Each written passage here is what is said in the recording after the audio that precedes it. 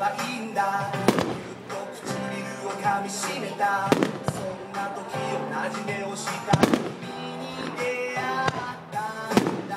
そう簡単じゃないからこそ夢はこんなに輝くんだと。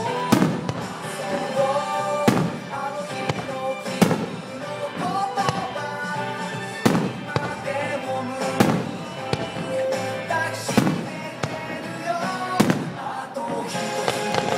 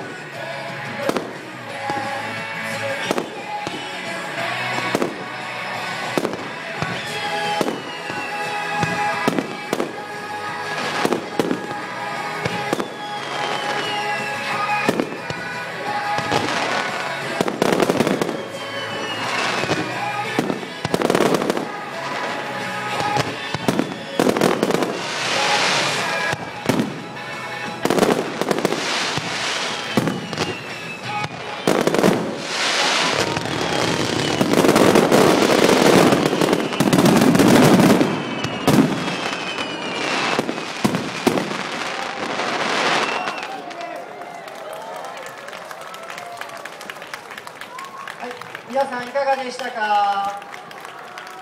よかったですか。はい、では最後、右前方の方から一尺玉が上がります。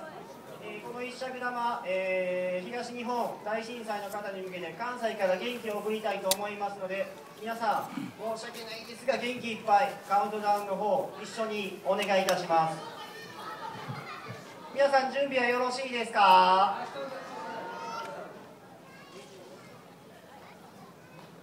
皆さん声小さいですね。もう一回聞きますね。準備はよろしいですか。はい、では最後の一尺玉いかせてもらいたいと思います。5秒前からいきます。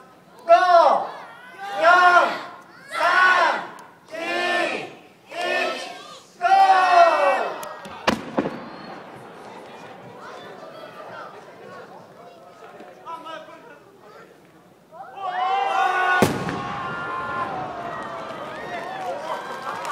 はい、ありがとうございました。一尺玉どうでした？